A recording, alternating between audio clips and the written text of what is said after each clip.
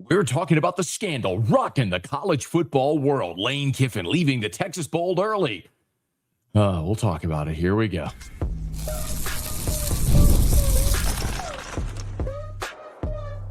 You are Locked On LSU, your daily podcast on the LSU Tigers. Part of the Locked On Podcast Network, your team every day. Okay, let's get it. It is Locked On LSU, your team every day. I'm your host, Matt Moscona. Thanks so much for making it your first listen. We're free, available wherever you get podcasts, of course, on YouTube as well. So please subscribe. As always, one of the fastest ways to help us grow is by leaving your comments below. So thank you sincerely for that. Thank you for helping make the Locked On Podcast Network the #1 sports podcast network in the world. And today's episode is brought to you by Rougiette. If you've been thinking about taking the next step, now is the time. Head to Rougiette.com/LockedOnCollege to get 15% off your order for a limited time. Rougiette ready. Feel present, feel confident, feel ready.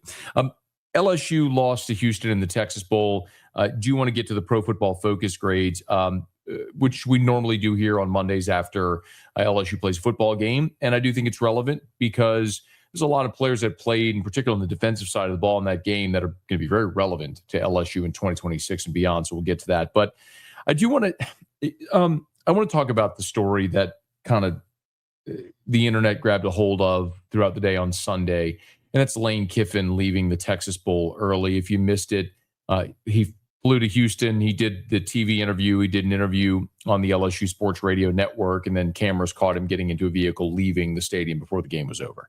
And so the internet's had a field day with that. Did he walk out on the team? Did he quit on the team? Couldn't even be bothered to say the entire duration of the game. Whenever I do this show, my philosophy is I don't talk about things I want to talk about. I talk about things you want to hear about. I don't do the show for me. I do the show for you. And this is not something I'm interested in anyway, but because there were so many people that grabbed a hold of this on Sunday, I feel like I'm obligated to talk about it. And by now, you probably know that I'll never lie to you. I'm never going to fabricate an opinion to get a reaction, to be honest. And there's times people like my opinion and don't, and that's okay. Either way, we can agree, we can disagree. That's part of this medium, which is why I love it so much. But very candidly, I feel silly talking about this because this feels like the most gigantic nothing burger that people who want to vilify Lane Kiffin are going to use to only support that thesis. And listen, I also understand there's the majority of the people who listen to or watch this show are LSU fans. It's an LSU show, but by literal name, it is Locked On LSU. But especially in the last couple of months, there have been a lot of people who are fans of Ole Miss and fans of Florida. The last couple of years, fans of Alabama who found the show, who hate watch me, and that's fine. And I welcome everybody. I'm glad you're here. Rivalries and fandom is a giant part of what makes college football great. We all love someone, and cheering for your team and against your rivals is a big part of it. So I get it. But I know there's going to be people who are going to perceive this conversation as the purple and gold card carrying member of Tiger Nation just going to bat for that new coach. Listen, I've had my fair share of run-ins with LSU coaches and admins over the years, even recently. And if you followed my content for any length of time, you know that I'm not that guy that's just going to toe the company line. If someone warrants criticism, I'll levy criticism. I think Ole Miss people, if you're frustrated by everything that happened and hurt, like you should be, I can put myself in your shoes, and imagine what if the LSU coach left for Alabama or something like that amid a playoff run. I'd be ticked. I would be all the things you are. This, however, isn't the thing that Lane Kiffin deserves criticism for. And there's a lot of reasons why. First, I want to begin with the trump card, which I probably shouldn't. I should save the trump card for the very end, by definition, the thing that would end the argument. But on Saturday, I'm listening to the Eagle 98.1 Game Day pregame show. And if you're not familiar, Eagle 98.1 WDGL is a radio station in Baton Rouge. It's the flagship of the LSU Sports Radio Network. So the network has tons of affiliates. Well, the flagship, like the biggest one and the home base, is Eagle 98.1. And Eagle has been the flagship for LSU since 1998. And full disclosure, not that this matters at all for the conversation, Eagle 98.1 is owned by Guarantee Media, which owns 104.5 ESPN Baton Rouge. That's the company I do my afternoon drive radio show on. It doesn't, again, it has no bearing. It's just on this conversation, just in the name of disclosure. So I'm listening to the pregame show on Eagle, and Charles Hannegriff, who's been is a friend and a colleague and a long time LSU media member, is hosting it. And Gordy Rush, who's the sideline reporter for the LSU Sports Radio Network, played at LSU and also happens to be the market manager for Guarantee Media, who's my boss, is in Houston. He's a sideline reporter, so he's doing an interview. And they start talking about the coaches that have gone back and forth, right, from Ole Miss, from Oxford to Baton Rouge, and how that's been, and really how Lane Kiffin has managed sort of keeping his distance during bowl prep. And Charles brings up to Gordy, what the expectations are for Kiffin tonight, because in the game, I should say, this is the pregame show. Again, not a reaction after. This is the pregame show. And Charles says, look, I think the understanding is, of course, ESPN is going to want Kiffin to do an interview. He's going to be there. You put out the tweet of him on the plane, heading to Houston, all that stuff. And he asks Gordy what to expect. And again, pregame show, not postgame, pregame show. Give a listen. I think he's just in here to make an appearance, take in the game, and be supportive, just like Brian Kelly did. Heck, I remember Brian Kelly when he came in that 2000 that Kansas State game. He literally came in, did his interview, and he was back in Baton Rouge before the end of the game. Now, I don't know if Kiffin's going to do that. A harbinger. So Kelly, for one hand, they touched back before the game was over. Not that I could blame him. I was trying to get on that same plane and get back. Right, I didn't have to see the remainder of that game. 4 years ago, Brian Kelly did the exact same thing. 4 years ago, Brian Kelly did the exact same thing. Flew in, did the TV interview, got on a plane, went home. Didn't stay for the game. Why was it not a big deal 4 years ago? Was it just that this is Lane Kiffin and people are looking out of windows trying to get a glimpse of him so they could take a picture and put it on the internet? Listen, I firmly, honestly believe, I do not care a lick that he left early. I don't even care if he would have gone at all whatsoever. I don't think he's obligated to be there.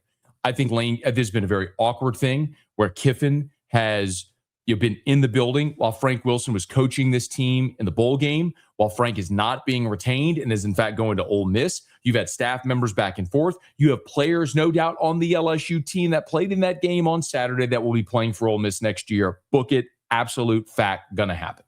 So, I mean, it's such a weird thing. And if Kiffin had chosen not to go, who cares? But if you're looking for a way to spin a narrative to build your case against him as college football's villain, fine. There's plenty of ammo out there. This isn't one of those pieces of ammunition.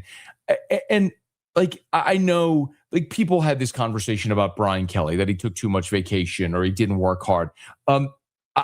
I fundamentally disagree with that as well. That only becomes something people talk about when things aren't going well.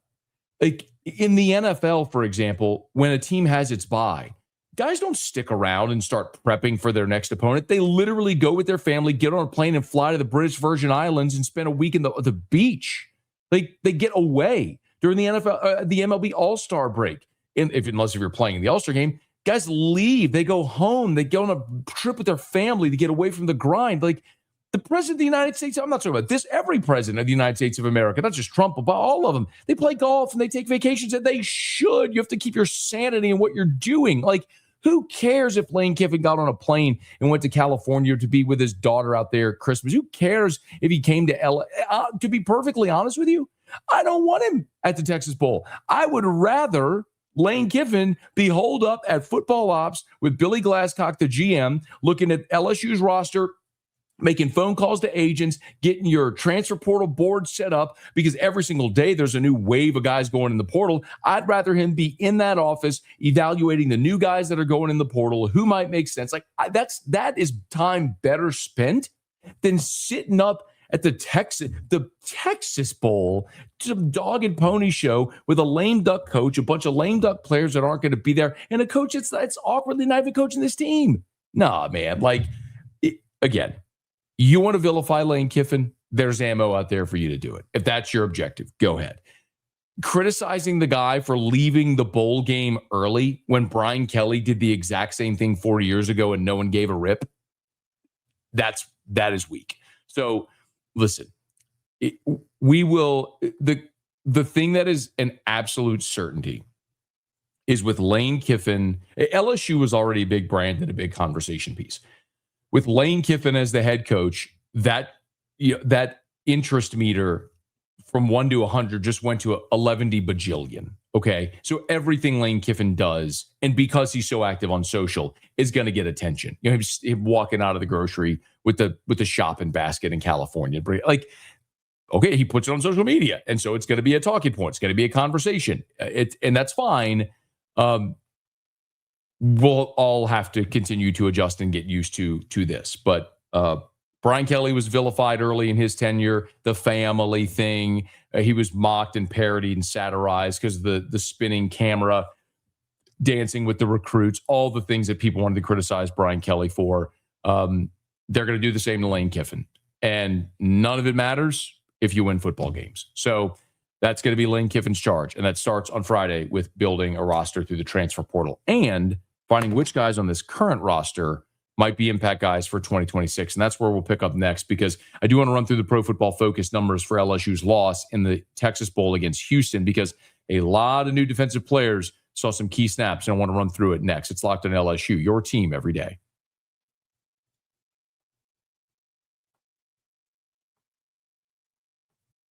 Let's talk about something most men don't bring up, but absolutely should.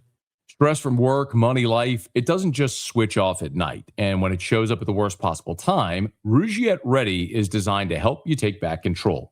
Rougiette Ready is a next-generation prescription treatment created to support both the brain and the body, so you can feel present, confident, and ready when the moment matters. Rougiette Ready combines 3 clinically proven ingredients in one mint that dissolves under your tongue so it absorbs fast. And most men, they're ready in about 15 minutes on average, so you can stay present, confident, and in control when the moment is right. If you've been thinking about taking the next step, now is the time. Head to Rougiette.com/lockedoncollege. That's RUGIET.com/lockedoncollege to get 15% off your order for a limited time. Rougiette Ready. Feel present, feel confident, feel ready. I want to get into the Pro Football Focus grades here in just a quick second, but I do want to thank you for making Locked on LSU your first listen of the day, and thank you for making Locked on the #1 sports podcast network. And right now, there is access. I want to tell you, about the new Everydayer Club, which gives you access to an ad-free audio feed for Locked on LSU. It's compatible with Apple Podcast, Spotify, and all the other major podcast apps, and an invite to the members-only Locked on Everydayer Club Discord server. So that includes a group chat just for listeners of the show. If you're interested, you could learn more by tapping the link in the show notes to learn more about the Everydayer Club. And thank you again for being here every single day. So the Tigers lose on Saturday night to Houston, 38-35. The offense actually got going, but the defense just couldn't get enough stops. And as we always do here after LSU plays a game, we run through the Pro Football Focus grades. And I give you the caveat all the time that PFF is a metric. It's not the metric. It's just something to consider. For example, you look at the eye test. Davhon Keys led LSU with 14 tackles. Well, what did the Pro Football Focus grades say about Davhon Keys? DJ Pickett, he gave up some big time receptions to the Houston tight end. And how did PFF grade that day? Michael Van Buren appeared to have the best day, his best day as a starter as the Tigers. LSU put up almost 400 yards and 35 points, and Van Buren was very good through the air and on the ground. So what did PFF say about that? So sometimes it can either confirm or disconfirm the eye test. So let's start with the offense, and then we'll get to the defense for LSU in this ball game. And wouldn't you know it, the highest rated player offensively for LSU in the game was Michael Van Buren, a 90.1 grade. by a mile, the highest grade for Michael Van Buren in a game this season. His previous high, if you're wondering, was against Southeastern, where he played 26 snaps and he graded out at a 67. So for Van Buren in this game, to grade out at a 90.1 was incredible. His passing grade was an 85. His running grade was a 75.7. So, and really, the thing that opened up this game for LSU was not only did they stretch the field, but they converted. He hit the 46-yarder down the left sideline. That was Trey'Dez Green. He was 0 for 1 deep down the middle, talking about 20 yards or more. And he was 1 for 3 down the right sideline for 37 yards. That was to Chris Hilton.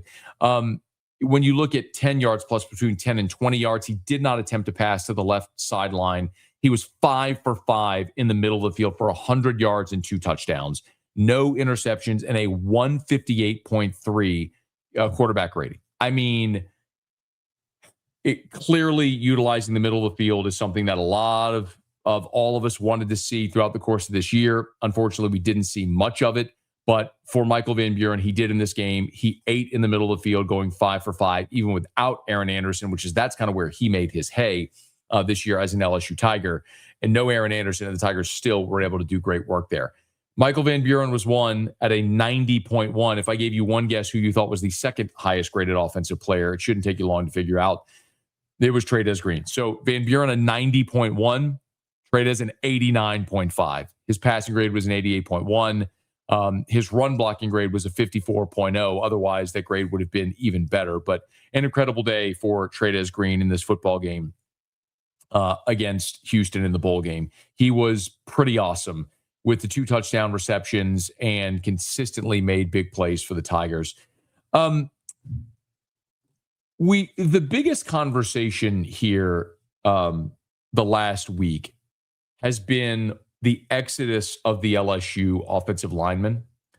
And as a matter of fact, the most recent episode, the previous episode of this show, I did a sort of expose on the 6 players that as of now on the offensive line that have entered the portal, why and what LSU's plan is. And if I were to give you the Cliff's Notes, it's your worst unit on this field all season has been your offensive line. Why are you upset about guys leaving? The charge is for Lane Kiffin to go get better players at that position. Well, yet again, the PFF grades bear that out. Braylon Moore, so Van Buren, Trey'Dez Green, Braylon Moore were your top 3 graded players.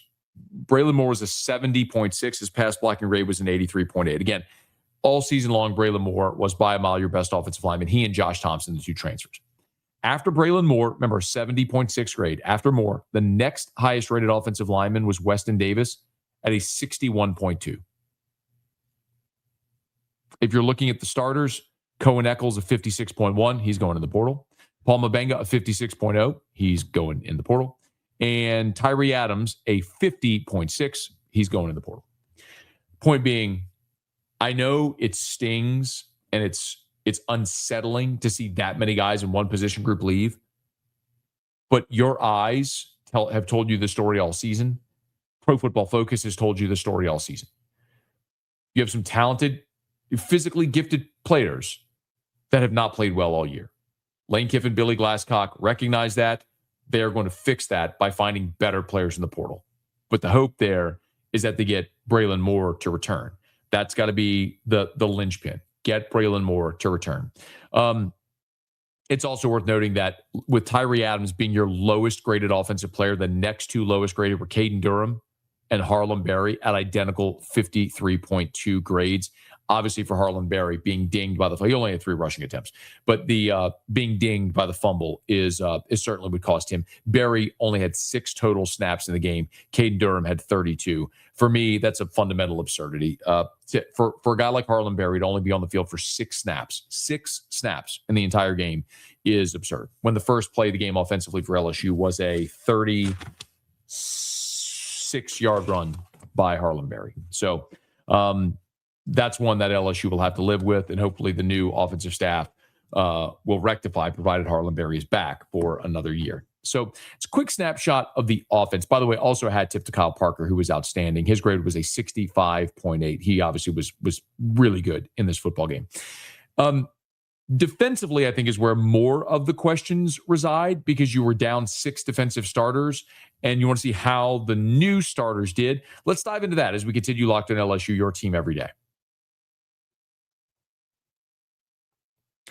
Fridays feel different during basketball season, and FanDuel is making them even better. Every Friday night before the game tips off, FanDuel gives fans a new way to kick off the weekend with NBA Happy Hour. NBA Happy Hour is your official pregame. It's a limited time window where special offers drop right inside the FanDuel app before the action starts. Fridays from 6 to 7:30 Eastern have become appointment viewing with NBA Happy Hour. Opening the FanDuel app during Happy Hour always brings something new: boosts, bonuses, and surprises. So before tip-off, check the FanDuel app and see what's dropping during NBA Happy Hour. That's every Friday from 6 to 7:30 Eastern. A little basketball, a little action, and a whole lot of Friday energy. That's NBA Happy Hour only on FanDuel, the official sportsbook partner of the NBA. Let's take a quick peek at the defensive PFF grades for LSU in this football game. Your highest graded player, unfortunately, was Bernard Gooden. And I say unfortunately because Bernard Gooden left with an ankle injury and effectively missed the entire second half. He had such a strong season for the Tigers on the interior. Coming over from South Florida, playing the 1 year in Baton Rouge, you wish you had him for longer, but you wish him well at the next level in the NFL. Your next 2 highest graded players are PJ Woodland, Dashawn Spears, and then I should mention Davhon Keys, and they were all kind of clumped together. Woodland is 73, Spears is 72, Keys is 71.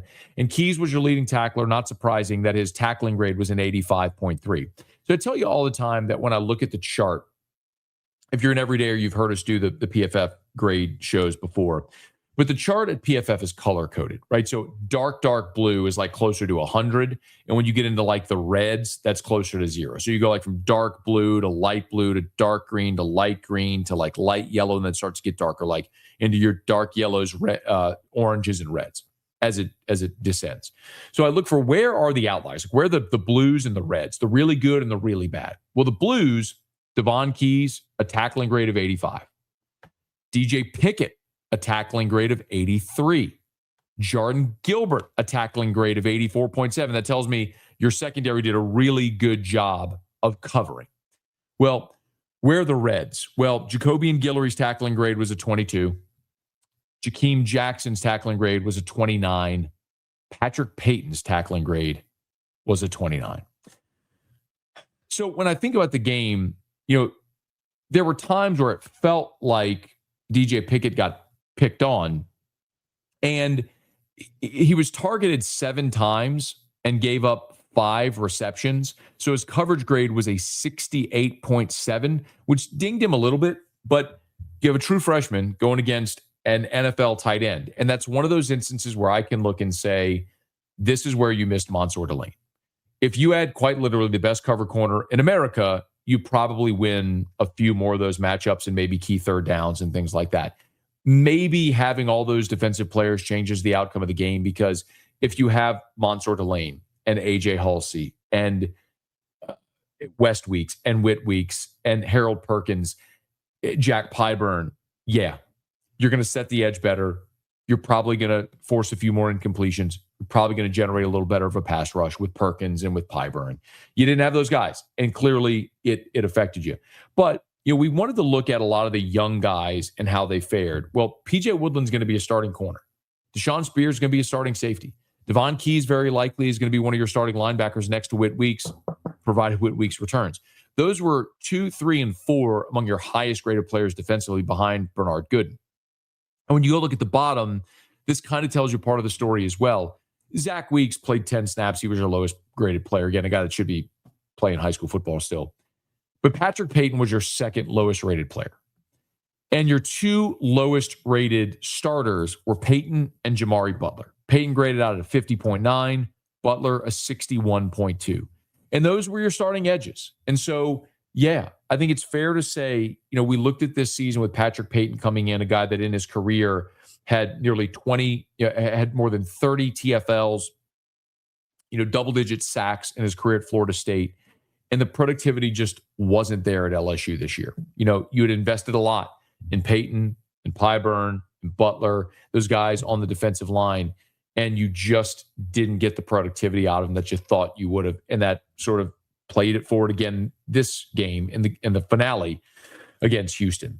Jakeem Jackson, CJ Jim Coyley were also near the bottom, as were Dame Shanklin, Dylan Carpenter, and Ahmad Bro, which further tells you the story of the issues that you had on the defensive line in this game. Listen, Houston had a running back that won't sniff the NFL that ran for 7.9 yards per carry.